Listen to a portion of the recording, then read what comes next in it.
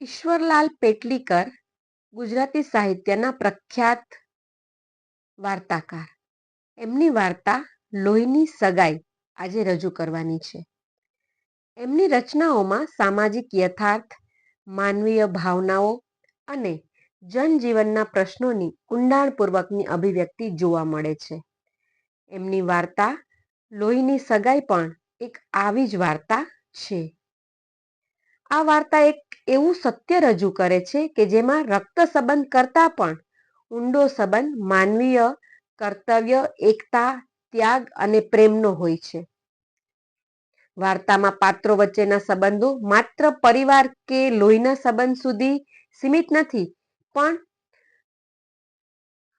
સમગ્ર એનું જીવન જે છે એ સંવેદનાઓથી બંધાયેલું છે.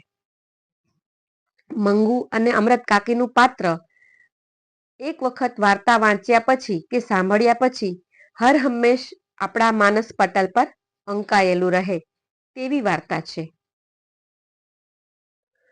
મંગુને ગાંડાના દવાખાનામાં મૂકવાની સલાહ લોકો અમૃત કાકીને આપતા તો ત્યારે એમની આંખમાં જળજળિયા આવી જતા અને દરેકને એ એક જ જવાબ આપતા, અરે હું માં થઈને ચાકરી ન કરી શકું તો દવાખાનાવાળાને શી લાગણી હોય? ખોડા ઢોરને પાંજરાપોળમાં મૂકી આવવા જેવું આ તો કહેવાય. અમૃત કાકીની આ ગ્રંથિ જાહેર થઈ ગયા પછી કોઈ એમને એવી વાત કરતું નહીં. જન્મની ગાંડી અને મૂંગી દીકરીને એ જે રીતે ઉછેરતા, ચાકરી કરતા અને લાડ લડાવતા એ પ્રત્યક્ષ જોઈ લોકો એમના વખાણ પણ કરતા કે આવી રીતે ગાંડી દીકરીને તો અમૃત કાકી જ ઉછેરી શકે.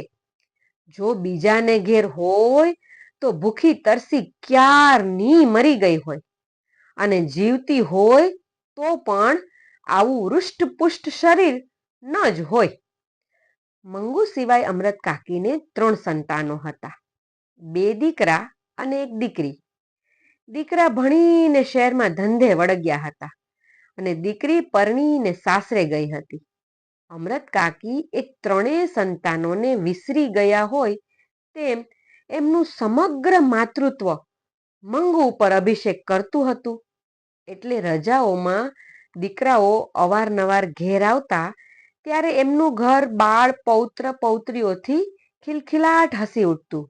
પણ છતાંય દાદીમા તરીકે અમૃત કાકી હરખ પદુડા થઈ જતા નહીં. ભાગ્યે જ બાળકોને તેડતા, રમાડતા કે લાડ કરતા દેખાય. માના આ વર્તન વિશે દીકરાઓને કાંઈ લાગતું નહીં, પણ વહુઓ સમસમી જતી. બંને વહુઓની પતિ આગળ આ એક જ ફરિયાદ હતી, દીકરાના બાળકો એમને દીઠા ગમતા નથી અને પેલી ગાંડા હીરાને છાતીએથી અડગો કરાતો નથી. માતૃત્વની લાગણીમાં ખેંચાઈ વહુઓ અમૃત કાકીને અન્યાય કરી બેસતી, એટલું જ. બાકી દીકરાના બાળકો પ્રત્યે પણ એમનું વર્તન એવું જ હતું કે જેવું દીકરીના બાળકો પ્રત્યે હતું. અને એ જ કારણ હતું કે વહુઓ પતિ આગળ બબડીને જ્યારે રહી જતી ત્યારે દીકરી માને મોંએ સંભળાવી દેતી, માં મંગુને ખોટા લાડ લડાવીને તે જ વધારે ગાંડી કરી મૂકી છે. અરે ટેવ પાડીએ તો ઢોરને ઝાડો પેશાબ ક્યાં કરાય અને ક્યાં ન કરાય એનું ભાન આવે છે. તો આ 12 વર્ષની છોડી ગમે તેટલી ગાંડી હોય પણ એને ટેવ પાડી હોય તો શું એટલું ભાન ના આવે? એ મૂંગી છે પણ કાંઈ બેરી નથી, આપણું કાને ન ધરે. અરે ભૂલ કરે તો 2 લપડાક ચોડી દીધી હોય તો બીજી વખત તરત ભાન રાખે. દીકરી આગળ કંઈ બોલે તે પહેલા તો અમૃત કાકીની આંખો વરસવા માંડતી. દીકરીનું હૈયું પણ ભરાઈ આવતું, પરંતુ કઠણ કાળજું કરી એ માનો ડૂમો કાઢી નાખતી. તું જાણે છે કે દીકરીને લાડ કરી સુખી કરું છું, પણ યાદ રાખજે કે તું જ એની સાચી વેરણ છે.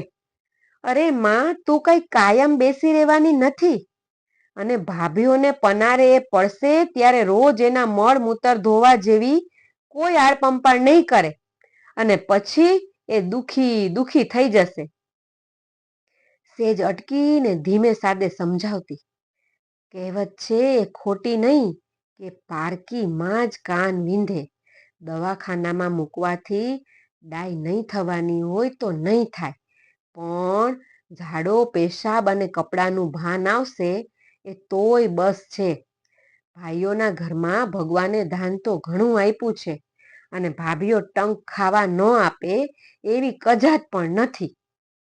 અમૃત કાકી લોકોને દવાખાના અંગે પાંજરાપોળની ઉપમા આપતા ત્યારે લોકો પરાયા તરીકે જે કહી શકતા નહીં તે દીકરી કહી નાખતી. દવાખાનું પાંજરાપોળ જેવું હશે અને કદાચ મંગુ મરી ગઈ તો એનો ને કુટુંબનો છુટકારો થશે. મંગુના મોતને અમૃત કાકી પણ છુટકારો માનતા હતા, પણ જો એ કુદરતી રીતે આવે તો. પરંતુ બેદરકારી બતાવી ને જાણી જોઈને મોત ભણી ધકેલવાનો વિચાર એમને અસહ્ય લાગતો. અરે સ્વાર્થનું તો સૌ સગું, પણ બિનસ્વાર્થનું સગું થાય એ જ સાચું સગું. દીકરા કમાતા ધમાતા હોય એને દીકરી સાસરે હિંડોળા ખાટે ઝૂલતી હોય ત્યારે હું માં થાતી જાઉં એનો કાંઈ અર્થ નથી. અરે હું મંગુની સાચીમાં બની રહું ત્યારે જ મારી લોહીની સગાઈ સાચી કહેવાય. એટલે દીકરી કહે કે દીકરાઓ કે તો પણ મંગુને દવાખાના દ્વારા મોત ભણી ધકેલવા અમૃત કાકી તૈયાર જ નહોતા. દીકરાઓ માના આ ભાવને સમજી ગયા હતા એટલે કોઈ વખત એવી વાત કરતા નહીં, અને વળી ઉચાટ કરવાનો અર્થ પણ નહોતો, કારણ કે 3 ગોરા નિષ્ણાત ડાક્ટરોએ એકમત થઈને નિદાન જાહેર કર્યું હતું કે મટે એવું નથી. ફક્ત દીકરાઓના મનમાં એક વસવસો હતો કે કોઈ તાલીમ પામેલી નર્સ કે ડાક્ટરની દેખરેખ નીચે એને રાખી હોય ને તો ટેવને લીધે કદાચ એને ઝાડો પેશાબ ને કપડાનું ભાન આવે, પરંતુ એવી સગવડ ઘર આગળ કરી શકાય તેમ હતું નહીં, એટલે એ મૂંગા રહ્યા હતા. છતાં અમૃત કાકીએ એમની શ્રદ્ધા પ્રમાણેના ઉપચાર ચાલુ રાખ્યા હતા. દવા કરનારાઓ વણ નોતર્યા ઘેર આવી જતા. શિલાજીત વેચનાર કે હિંગ વેચનારા મંગુને ગાંડી જાણતા અને પોતે દવા જાણે છે એવો દાવો કરતા. એને અમૃત કાકી માનતા કે એને 1000 ઉપચાર કરીએ ત્યારે એક ટેકી લાગી જાય, એટલે બીજાને મન ગાંડી ઘેલી વાત એ ગંભીરતાથી સાંભળતા અને પૂરેપૂરી શ્રદ્ધાથી એનો અમલ કરતા. જોશીઓ અને ભુવાઓ પણ અવારનવાર વહારે ધાતા. એક જોશીએ તો ભાખ્યું હતું કે આવતા માગશર મહિનામાં એની દશા બદલાય છે એટલે સારું થઈ જશે. ત્યારથી માગશર મહિનો અમૃત કાકીનો આરાધ્ય દેવ બની ગયો હતો. માગશર મહિને તાકડે જ મંગુને 14 વર્ષ પૂરા થતા હતા, એટલે કોઈ ડાયું માણસ જે તરંગે ન ચડી જાય એવા તરંગે અમૃત કાકી ચડી જતા. એને આ 14મું ઉતરતા કમુને પરણાવી હતી, ને જો મંગુ ડાય હોત તો આજે એના વિવાહનું પણ નક્કી થઈ ગયું હોત. ને જો માગશર મહિનામાં એને આ મટી જાય ને તો મુઈનું રૂપ તો એવું છે કે મૂર્તિઓ એને હામું જોતા જ હા પાડી દે, અને જાણે કે એને મટ્યું હોય ને એમ લગ્નની યોજના પણ વિચારવા લાગતા. એ કમુ વખતે ઘરની સ્થિતિ આજના જેવી હારી નહોતી, ને આજે તો 2 ભાઈઓ શહેરમાં મબલખ કમાય છે ને પાણીના પેઠે પૈસા વાપરે છે. પછી મંગુના લગ્નમાં હું પાછું વળીને જોઉં હું કામ? એક વખત મંગુ ડાયાની માફક ચોકડીમાં પેશાબ કરવા બેઠી. તેથી હરખાઈ જતા અમૃત કાકીએ દિવસો સુધી દરેક આગળ પારાયણ કર્યા કર્યું. એને જોશીનું કેવું સાચું પડશે હો. એ મંગુ કોઈ વખત નહીં ને આ પહેલી વખત એની મેળે જ બેઠી ચોકડીમાં. સાંભળનારને ગળે આ વાત ઉતરવી મુશ્કેલ હતી, કારણ કે એ વાત સાંભળતા હોય એ વખતે મંગુ પેશાબ કરીને ભીની માટી આંગળા વડે ખોતરતી નજરે પડતી. અમૃત કાકી નજરે ભણી જાય તો જાણે ડાય દીકરીને શિખામણ આપતા હોય એમ ધીમેકથી કે, એ મંગુ, બેટા આવું ગંદુ ન કરાય, ઊભી થઈ જા. ને મંગુની ધૂન આવે ને ઊભી થઈ જતી તો એમને વળી નવી વાર્તા મળી જતી. મેં જેવું કીધું એ હમાણી ડાયાની માફક ઊભી થઈ ગઈ. માગસર મહિને મટી તો જાશે હો. આમ અમરત કાકીનો આશાભર્યો માગસર મહિનો આવ્યો ને છતાંય મંગુ ડાય ના થઈ. પણ શહેરના કન્યા વિદ્યાલયમાં ભણતી ગામની એક દીકરી કુસુમ ગાંડી થઈ ગઈ. મંગુની માફક એને પણ ઝાડા પેશાબનું ભાન ના રહ્યું. અમરત કાકીને એથી દુઃખ તો થયું, પણ સાથે સાથે સંતોષ પણ થયો કે ડાય ડમરી છોડી જો ગાંડી થતા આવું ભાન ગુમાવી બેસે તો મારી જન્મથી ગાંડી મંગુને આવું ભાન ક્યાંથી હોય? એમાં શું નવાઈ છે? કુસુમને દવાખાનામાં મૂકવાનું નક્કી થયું. એ સમાચાર જાણી અમરત કાકીને ઓછું આવ્યું કે જો એની માં જીવતી હોત ને તો એને દવાખાને મૂકવા ન દેત. એને માં વગર બધું સૂનું કયું છે એ ખોટું નથી. એ સાથે પોતાની આંખ મીચાતા મંગુને પણ ભાઈઓ દવાખાને મૂકી આવતા હોય એવું દ્રશ્ય એનું કાળજું ધ્રુજાવી ગયું. પહેલા મહિનાને અંતે કુસુમને સારો ફાયદો થયો એવા સમાચાર આવ્યા.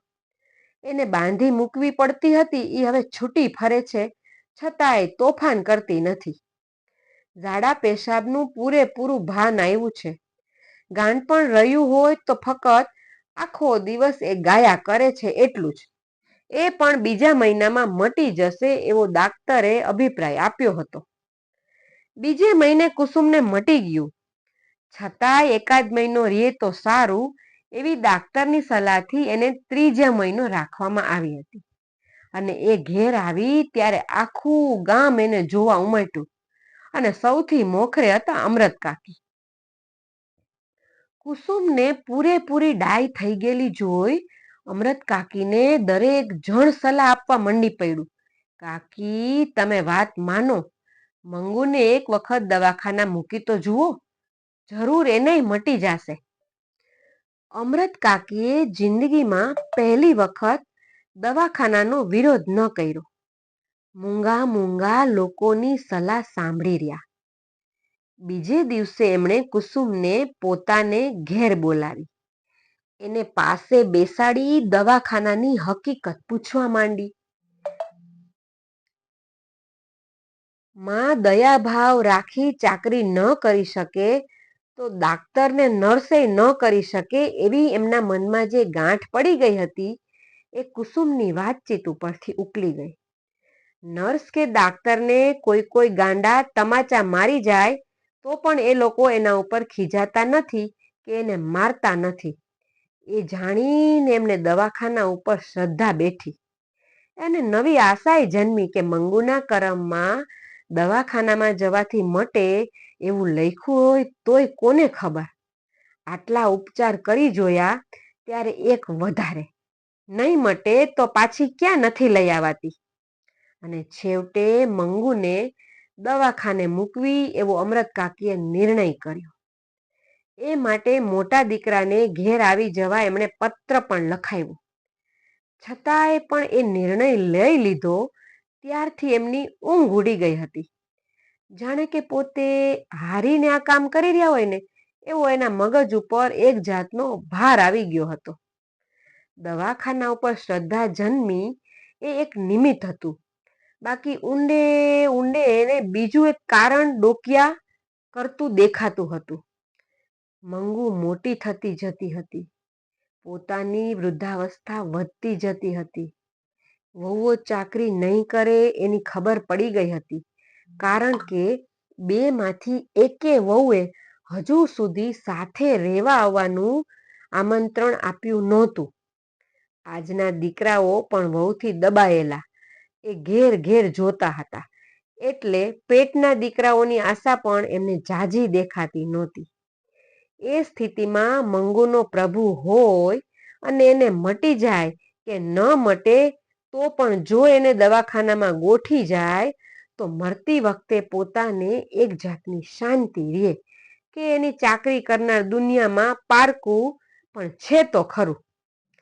આ વિચારવેણ સાથે અમૃત કાકીની આંખોમાંથી એટલું બધું પાણી વહી જતું કે પથારી પલળી જતી ને હૈયું પોકારી ઉઠતું.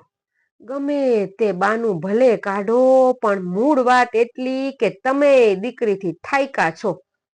ને અમૃત કાકી ઊંઘમાંથી ઝબકી જાતા, બોલી ઉઠતા, શું શું હું થાયકી છું? હૈયું બમણા જોરથી પોકારી ઉઠતું, અરે એક વાર નહીં ને 1000 વાર થાકી છો. અમૃત કાકીને થયું, પોતે દીકરાને પત્ર લખ્યો તે જ મોટી ભૂલ કરી. એવી શી ઉતાવળ હતી કે શિયાળાની ટાઢમાં એને દવાખાને ધકેલવી પડે. રાતમાં હું એને કેટલી વાર ઓઢાડું છું. દવાખાનામાં એમ ઘડીએ ઘડીએ કોણ ઓઢાડશે? ઉનાળામાં મૂકવાનું રાખ્યું તો થોડુંક ઠીક થાત. પરંતુ પત્ર મળતા દીકરો આવી પહોંચ્યો. દવાખાનામાં દાખલ કરવાનો મેજિસ્ટ્રેટનો હુકમ પણ મેળવી લીધો. 1 અઠવાડિયામાં જ મંગુને મૂકવા જવાનું આવી પહોંચ્યું. અમૃત કાકીને ખાતરી થઈ કે દીકરો ગાંડી બહેનને દવાખાનામાં ધકેલી વેઠ ઉતારવા માગે છે. એ એવું ન હોત તો પત્ર મળતા તરત શું કામ આવી પહોંચે? લાગવગ વાપરી તરત ને તરત ડાક્ટર તથા મેજિસ્ટ્રેટના દાખલા કઢાવે શું કામ? એમને થતું હતું કે હમણાં બંધ રાખવું અને ઉનાળામાં મૂકી આવી. પણ દીકરાને કહેતા જીભ નહોતી ઉપડતી. એ પરાણે રજા લઈને આવ્યો હોય અને આ દાખલા દુખલીન કરાવી લીધું હોય ને હવે ના પાડું તો એને એમ થાય કે માને તો બીજો કોઈ ધંધો નથી. મંગુને મૂકવા જવાનું હતું. એ રાતે અમૃત કાકીને આખી રાત નીંદર ના આવી. સવારમાં એક વિચાર આવ્યો પણ ખરો કે પોતે સાથે ના જાય તો સારું રહેશે. દવાખાનાવાળા દીકરીને પોતાથી છૂટી પાડશે એ સહેવાશે નહીં, પરંતુ દવાખાનામાં સગવડ કેવી છે એ પોતે નજરે નહીં જોવે ત્યાં સુધી ચેન ન પડે એવું હતું. એટલે એ ન છૂટકે જવા તૈયાર તો થયા. પણ મંગુને લઈ ઘર બહાર નીકળવાનું થયું ત્યારે એના ઉપર આખા બ્રહ્માંડનો ભાર આવીને ઠલવાઈ ગયો. આંખમાંથી શ્રાવણ ભાદરવો શરૂ થયો. નજર મંગુ ઉપર ચોટી હતી તે કેમે ઉખડતી નહોતી. મંગુ એને પહેરાવેલા નવા કપડાનો રંગ ધારી ધારીને જોઈ રહી હતી. ગેલમાં આવી હોય તેમ અમૃત કાકી સામે જોતા એ હસી પણ ખરી. એ સમયે અમૃત કાકીનું દિલ કપાઈ ગયું. એ ઢોર પણ એને ખીલેથી બીજે છોડીને લઈ જાય ત્યારે નવા ધણીને ઘેર જવા આનાકાની કરે છે. ને અમારી મંગુને તો એટલું ભાન નહોતું. એ પ્રત્યક્ષ અનુભવતા અમૃત કાકી ઉમરા ઉપર ફસડાઈ પડ્યા. હૈયું કકડી ઉઠ્યું. એ મારી અબૂ દીકરીનું દુનિયામાં કોઈ નહીં. એ સગી માય એની નથી. દીકરાનું હૈયું પણ ભરાઈ આવ્યું હતું. મા સામે આંખ માંડવા જેટલી એનામાં સ્વસ્થતા ન હતી. જેટલો વિલંબ થતો હતો તેટલો ગાડી પકડવાનો સમય ટૂંકો થતો હતો. ફળિયા બાર ડમણીએ જોડેલા બળદ પગ ઉપાડવા તળે ઉપર થઈ રહ્યા હતા. દીકરાએ મા તરફ નજર કર્યા સિવાય લથડિયું ખાઈ પગ ઉપાડતા કહ્યું, મોડું થાય છે માં, હવે નીકળવું જોઈએ. અને ફળિયા બહાર નીકળતા એણે ધોતિયાના છેડા વતી પોતાની આંખ લૂછી. પાડોશી સ્ત્રીએ મંગુનો હાથ ઝાલી આગળ દોરી. બીજી સ્ત્રીઓએ અમૃત કાકીને ટેકો આપ્યો. છેવટ કડવો ઘૂંટડો હૈયામાં સમાવી ઢીંચણ ઉપર હાથ ટેકવી એ ઊભા થયા. 2 જણે ઝાલીને ચડાવ્યા ત્યારે એમનાથી ડમણિયામાં ચડાયું. મંગુ ગાંડી છે એમ જણાતા ગાડીમાં મુસાફરોને જાણે ભાવતું મળી ગયું. આવી ખાધે પીધે સુખી છોડીને દવાખાનામાં મૂકશો એટલે મહિના દાડામાં લાકડા જેવી થઈ જશે. હવે ત્યાં તો ઢોરની પેઠે ટંક જેમનું તેમનું નીર્યું એટલે બસ કોણ ખવડાવે એને અહીંયા? અમારા ગામમાંથી એક ડોસીને એના 5 દીકરા 5 વર્ષથી મૂકી આવ્યા છે. કાંઈ ફેર પડ્યો નથી. ને ગામનું કોઈ મળવા જાય છે તો રડવા લાગે છે ને પગે પડીને કહે છે, મને અહીંથી તેડી જાઓ, પણ દીકરા લઈ આવતા નથી. આવા દીકરાઓને શું દિસતા રાખવાના? એ દીકરાઓ તો આમ સારા છે, પણ આજની વહુઓ જાણો છો ને, પહેરી ઓઢીને માલવું હોય એટલે વધારાનું માણસ ઘરમાં પોહાતું નથી. તે લે આ છોડીની માં નથી? અમરત કાકીને આ વચન વશમાં થઈ પડ્યા. આંખમાં આંસુ આવી ગયા, ગળું રૂંધાઈ ગયું, શરમથી ડોકું નીચે નમી ગયું ને સાથે સાથે માથું નમતા માં તરીકેનો એમનો દાવો પણ આપોઆપ દેખાઈ ગયો. બાપ રે! અરે તમે માં થઈને એને ધકેલી મૂકો છો, પછી દવાખાના વાળાનો શું વાંક કાઢવો? અમરત કાકી જો એકલા હોત કે દીકરાને માઠું લાવવાની બીક ન હોત તો વળતી ગાડીમાં મંગુને લઈ ઘેર પાછા ફર્યા હોત. પરંતુ બીજો ઉપાય નહોતો, એટલે ભારે પગલે અને ભારે હૈયે એ દવાખાનામાં દાખલ થયા. મુલાકાતનો સમય હતો એટલે વચલા ખંડમાં દર્દીઓ અને એમના સગા સંબંધીઓ છૂટા છૂટા બેઠા હતા. સ્વજનોએ ઘેરથી આવેલી રસોઈ ઘણા જમતા હતા. કોઈ ફળ ખાતા હતા. એક ગાંડા પતિ સાથે પત્ની ઘરની અને બાળકોની વાત કરતી હતી. એક ગાંડી પત્ની ને પતિ મળવા આવ્યો હતો. તેને બાજી પડી હતી અને બાજુમાં ઉભેલી વોર્ડનની પરિચરિકાઓ તરફ નજર કરી એ ફરિયાદ કરતી હતી. આ ભૂતડીઓ મને હારા કપડાં પહેરવા આપતી નથી, એ હારું ખાવાની આપતી નથી ને માથામાં નાખવા તેલ દેતી નથી. અમરત કાકી એ વખતે પરિચારિકાઓ તરફ જોઈ રહ્યા હતા. પેલી બાઈની જે પરિચારિકા હતી તે હસીને બોલી, અરે હવે હું તમને બધું આપીશ, જો તમારા ધણી સારું સારું ખાવાનું લાવ્યા છે તે એકવાર ખાઈ લ્યો. પેલી ગાંડી બાઈ છણકો કરતા બોલી, મેં દાંતણ નથી કર્યું, એમ મોઢું નથી ધોયું. અમરત કાકીએ જોયું તો એનું મોં ધોયેલું હતું. છતાં સેજ પણ ખીજાયા વગર પરિચારિકાએ પાણીનો લોટો લાવી એનું મોં ધોવડાવ્યું. નેપકિનથી મોઢું લૂછીએ દીધું. અમરત કાકીના હૈયામાં ટાઢક વળી કે કામ કરનારા લોકો છે તો માયાળું. ડાક્ટર અને સ્ત્રી વોર્ડની મેટ્રન આવી પહોંચ્યા. અમરત કાકાના દીકરાએ મેજિસ્ટ્રેટનો હુકમ આપ્યો. માને સંતોષ થાય તે માટે સાંભળે તેમ સારી સારવાર કરવા માટે વાત કરી. મેટ્રને કહ્યું, એ બાબતમાં તમારે ચિંતા જ ન કરવી. વચ્ચે અમરત કાકી બોલી પડ્યા, બોન ચિંતા એટલા માટે કરવાની કે આ હાવ ગાંડી છે, કોઈ પાહે બેહીને એને ખવડાવે નહીં તો ખાતી નથી. આટલું બોલતા બોલતા એમનો કંઠ ભરાઈ આવ્યો અને વાક્ય અધૂરું રહી ગયું. દૂર ઉભેલી પરિચારિકાઓ નજીક દોડી આવી. એક બોલી ઉઠી, અરે તમે બા, કોઈ જાતની ચિંતા ના કરો, અમે એને મોંમાં કોળિયો ઘાલીને ખવડાવશું. ગડગડા સાદે અમરત કાકી બોલ્યા, બેન મારે એ જ કેવું છે. એને ઝાડો પેશાબનું ભાન નથી, એટલે રાત્રે કપડાં બગડે ને જોજો, નહીં તો ભીનામાં સૂઈ રહેશે ને માંદી પડશે. બીજી પરિચારિકા બોલી, રાતના 4-5 વખત તપાસ કરવામાં આવે છે અમરત કાકી, અને રાતે બત્તી હોય ને તો એને ઊંઘ નથી આવતી. ના બા, જેને ઊંઘ ન આવે એને ઊંઘની દવા આપીએ છીએ, અને બીજા તોફાની એને મારી ના લે હો, તમે એનું ધ્યાન રાખજો. તોફાની હોય એને જુદા રાખવામાં આવે છે. રાતે બધાને જુદી જુદી ઓરડીઓમાં સુવડાવીએ છીએ.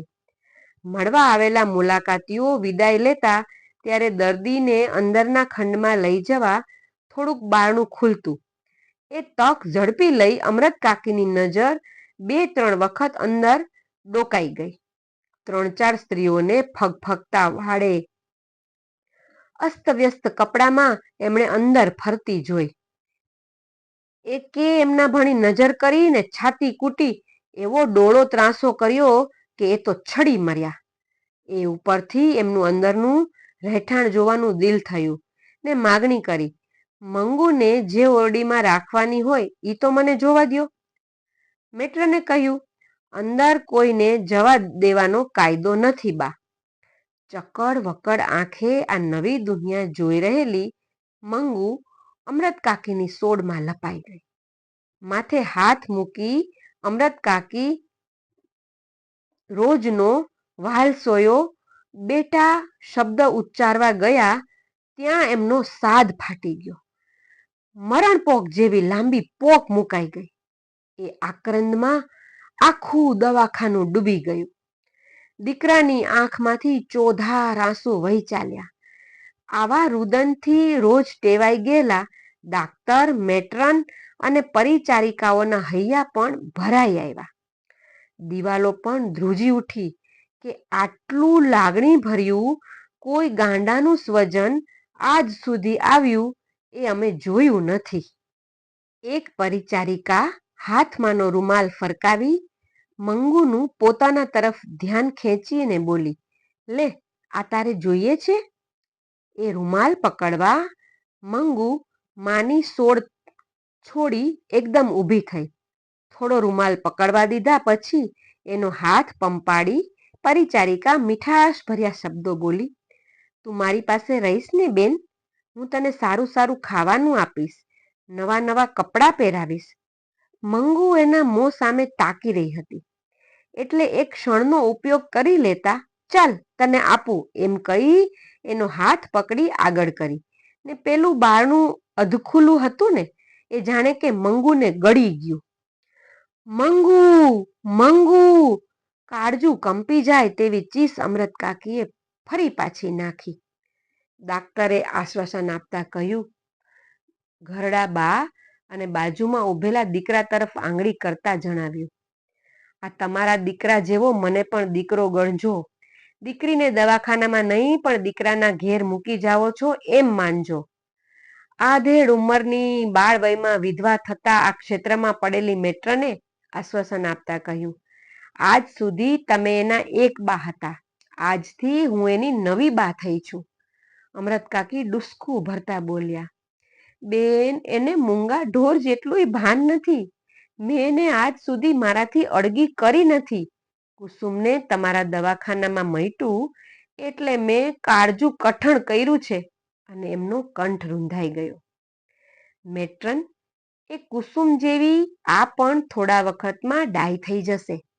અમરત કાકીનું ડુસકું શમ્યું છતાં એમની નજર પેલા બંધ બારણાને વીંધી મંગુ ઉપર મંડાયેલી હતી.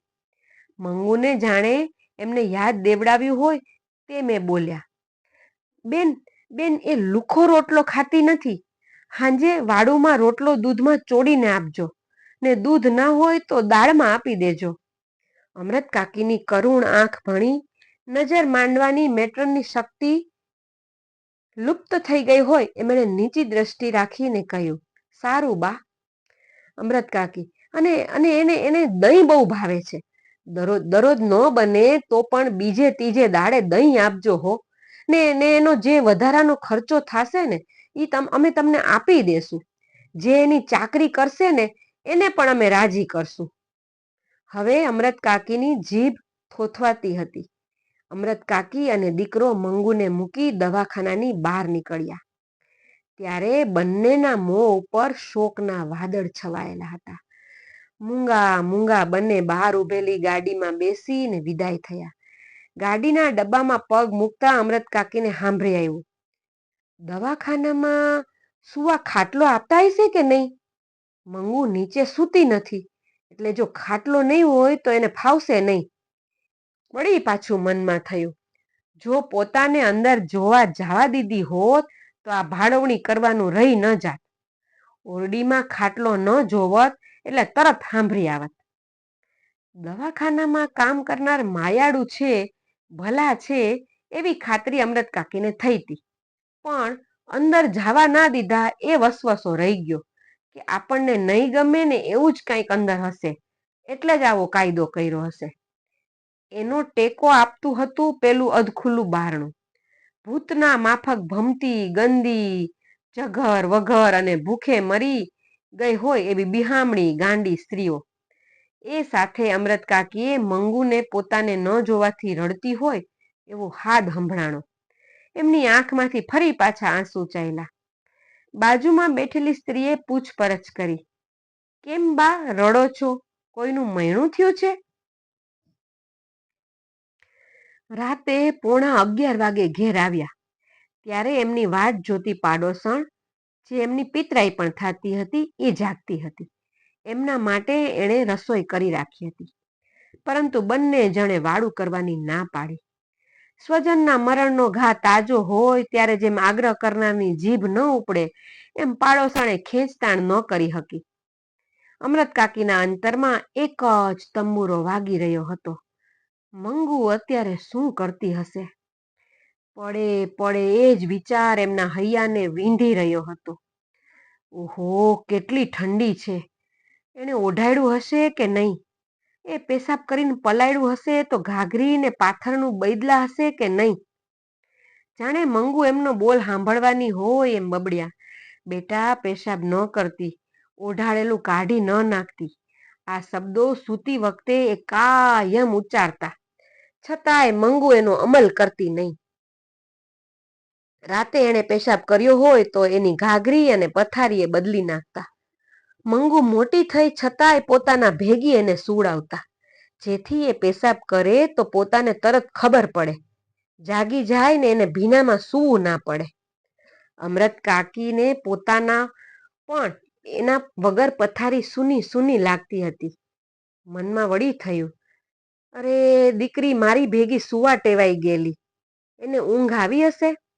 એ સાથે એની આંખો બહાવરી બની પોતાને શોધતી હોય એમ દેખાયું. ખાટલાની ઈસ ઉપર પોતાનું માથું કૂટ્યું. અરે રે, હું માં થઈને એને દવાખાને મૂકી આવી ને એનાથી ડૂસકું ભરાઈ ગયું. બહારના ખંડમાં સૂતેલા દીકરાને પણ ઊંઘ આવી ન હતી. માં કરતા એને 100મા ભાગની મંગુ સાથે માયા નહોતી, ને છતાંય છાતી ઉપર જાણે કે વેદનાનો કાળમીંઢ પથ્થર મુકાઈ ગયો હતો. માના ડૂસકા સાથે એની આંખમાંથી પણ આંસુ વહેવા લાગ્યા. મને આટલી વેદના થાય છે તો મારી માને શું થાતું હશે? માના હૈયાનું માંસ વેદના કેવી રીતે ચૂંથી રહી હશે, એનો સાક્ષાત્કાર જીવનમાં પહેલી વખત દીકરાને થયો ને એનું હૈયું પોકારી ઉઠ્યું. ના ના, આ નથી બરાબર થાતું. માનું આ દુઃખ કોઈ પણ રીતે ટાળવું જોઈએ. દીકરો થઈને હું આટલું ના કરી શકું તો મારું જીવતર ધૂળ છે. ને સાથે જ એના અંતરે પ્રતિજ્ઞા કરી કે હું મંગુને જીવતા સુધી સારી રીતે પાડીશ. જો વહુ એના મળમૂત્ર ધોવા તૈયાર નહીં થાય તો હું ધોઈશ. ને એ સાથે જ વેદનાનો કાળમીંઢ પથ્થર એની છાતી ઉપરથી ખસી ગયો. અમરત કાકીએ બીજું ડૂસકું ભર્યું હોત તો દીકરાએ ઈ ઘડીએ જ એને પોતાની પ્રતિજ્ઞા જણાવી શાંત પાડી દીધા હોત, પરંતુ અવાજ આવતો નહોતો. એટલે દીકરાને લાગ્યું કે માં હવે જંપી ગઈ છે. સવારે વાત એમ માની દીકરાએ પણ ઊંઘવા માટે આંખ મીચી અને થોડી વારમાં એની આંખ મળી ગઈ. વેલા પરોઢે ઘંટીનો અને વલોણાનો મધુર અવાજ ગામમાં ગુંજી રહ્યો હતો. ત્યારે ગામ આખાને વીંધી નાખે એવી ચીસાચીસ અમરત કાકીએ કરી મૂકી. એ ધાજો રે ધાજો, મારી મંગુને મારી નાખી રે! દીકરો ખાટલામાંથી ઉછળી પડ્યો. એ કોઈ બચાવજો, કોઈ બચાવજો! પાડોશી દોડી આવ્યા. ઘંટી અને વલોણા થંભી ગયા. જેણે સાંભળ્યું એ બધા દોડી આવ્યા અને આવ્યા ને એવા હબકી ગયા. શું જોવે છે? બધાએ જોયું કે અમરત કાકી મંગુની નાતમાં મંગુને યાદ કરતા કરતા વટલાઈ ગયા હતા.